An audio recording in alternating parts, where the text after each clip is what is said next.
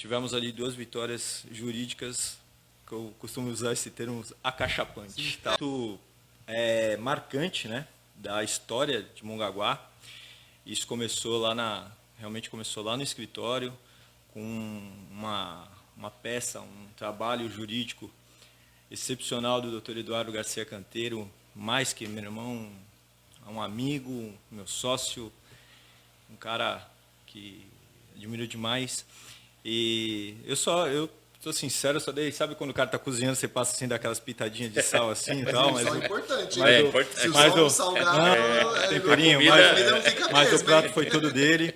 Com a ajuda, lógico, vocês falaram das fotos, eu lembrei do meu grande amigo também, saudoso, Marcos Montaigne, que tirou as fotos, levou no escritório lá. A história mesmo a gente não... Como é que foi essa história? Foi assim, teve, na época, né, o então prefeito... Uma disputa gigante, estava uma disputa, é isso. E na época o então prefeito, ele instalou, acho que quase 40 outdoors, eu não lembro o número agora, né, de outdoors em toda a cidade, nas principais avenidas, tudo. E isso configurou abuso do poder econômico e propaganda. Mas como foi essa sacada de alguém olhar e falar, pô, isso aqui tá errado? Porque a sacada foi assim, a gente viu as placas e, lógico, configurava, porque era um abuso mesmo, era abusivo o tipo de propaganda, vinculando o serviço público, vinculando a prefeitura, vinculando o nome dele, vinculando a máquina com o uso para fazer campanha eleitoral. Entendi. Então era uma coisa bem flagrante. Isso, era bem flagrante. Não, lógico, entendeu? E engraçado que aqui, em primeira instância, nós perdemos a ação. Né? O judiciário aqui da primeira instância achou que não configurava isso. Né? Mas devido ao montante do número de placas, o montante da propaganda, seria até era lógico. Seria até um excesso de era receio claro.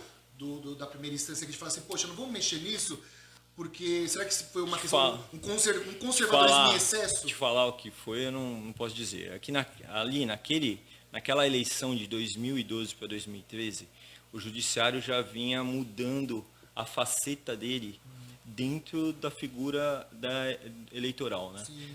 O corpo judiciário vinha ganhando mais forma, vinha muito mais outros entendimentos. Isso, né? Eles estavam ali zelando mais pela campanha, pela proibição do uso da máquina, pela paridade dos candidatos, né, na campanha eleitoral, né? Isso vem evoluindo, toda a campanha, isso vem evoluindo bastante. Mas aquela eleição, o judiciário começou a marcar isso aí, né?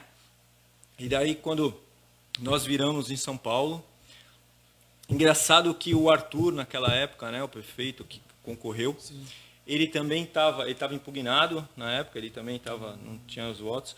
E no mesmo dia que saiu a decisão dele, horas depois saiu a decisão cassando Paulo. Porque ele estava no mesmo inelegível, dia. Isso, estava inelegível. Então, também foi a nossa defesa ali. Né?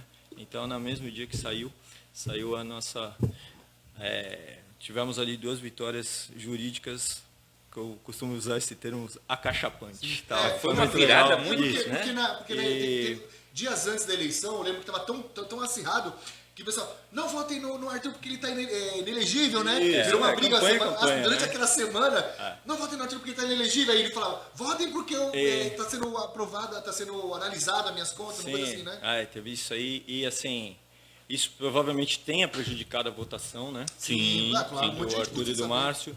E depois, é muito legal porque teve o voto da relatora, e com aquele voto da relatora, que também foi usado pelo relator do Tribunal Superior Eleitoral, isso aí foi, assim, um marco, né? Teve transmissão pela TV, eu lembro que parou a cidade. Parecia final de Copa do Mundo. Foi muito legal, foi muito legal. A semana passada foi que a gente ficava esperando os fogos soltarem, né? Soltava fogos de um lado, a isso aqui. Soltava fogos de outro lado, a biqueira soltava fogos, a gente achava a biqueira. E assim, ó, também é impressionante o efeito borboleta que isso dá, né? Porque assim, a gente tinha uma realidade da eleição que tinha o Paulo que tinha sido reeleito, né? E caminhava hoje, assim, o principal... a principal corrente dele, o principal nome dele de sucessão, de tal, vinha era o Redó. Sim, né? sim. Foi o Redó que a gente comentou sobre isso. E mudando isso, esse efeito borboleta tornou o Arthur e com o principal sucessor na época, o Márcio. o Márcio. Você vê o efeito Verdade. borboleta que isso dá. É verdade. A realidade mudada com esse efeito, né? Essa coisa. É boa essa você observação, vem. né? Porque você pegou de um lado o sucessor e pegou do lado o sucessor e hoje eles estão juntos, né? Sim. Não, e se transformou, né? Sim. Se transformou. Você pegou aquele que estava aqui, você jogou aqui na. Sim. Deu uma transformada. Mudou a história do É Globo. sensacional, né? E depois a gente vem aí em 2018, que foi uma coisa muito marcante, também um divisor de águas.